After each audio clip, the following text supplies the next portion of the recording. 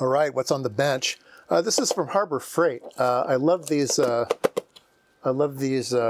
Storage boxes. These are the small ones. They have a couple sizes, but I really enjoy these small ones.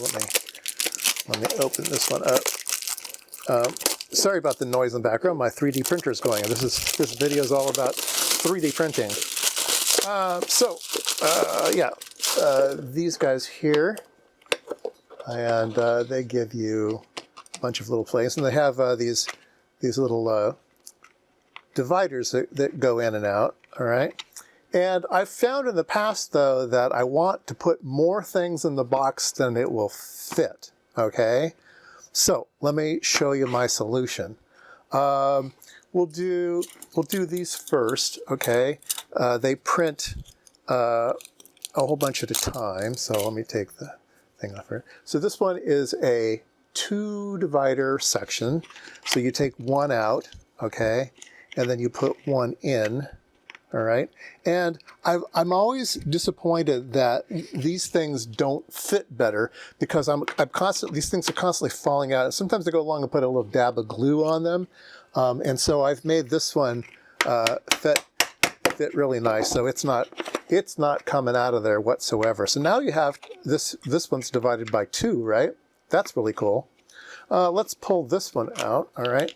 Then I have another 3D model. That is a 3 wide, all right? And let's get all of the flashing off here. There we go. And I'll put this one in place. Tap it down, tappy tappy. There you go, and it's in there for good, right?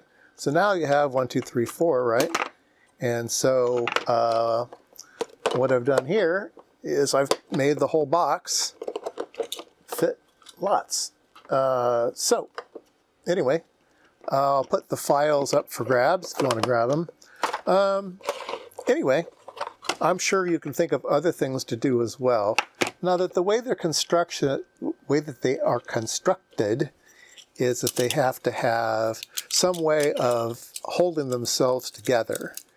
And so the way that I do that is I have this little spur here that holds them all together. And it serves a couple of purposes. It spaces them, it holds them together, but it also allows it to 3D print correctly because you have to, when you 3D print these, you have to print them in this orientation, okay?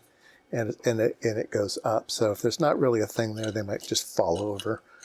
So that at least helps it get going at the beginning, and then it will continue on its merry way. Anyway, they seem to print. They seem to print okay. All right. Anyway, so just a dumb idea. I'm sure you can just probably buy a box that already has these in it. But the thing of it is these Harbor Freight boxes are less than $2. Okay, less than $3. So like $2.95 or something, and they're kind of a clone of another one that I used to buy that were like $5, $6, and so these are a whole lot cheaper. These aren't quite as nice. There's a little bit thinner plastic, but I think this part of the box is just as good. It's just like the little dividers weren't quite as nice as the other boxes I got. But anyway, yep, there you go. Quick idea.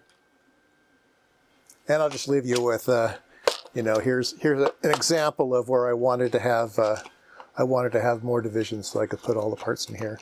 And yes, it's CMOS, and yes, it's staticky, but in California it doesn't matter, and in general it doesn't matter. I've asked a lot of engineers, can they pinpoint an actual IC that's blown up because they did something like this? And nobody can. And for garage work, you don't care. If you're building space equipment and you're worried about, 30-year longevity, then yeah, maybe this is a bad idea. But for a garage, you don't care.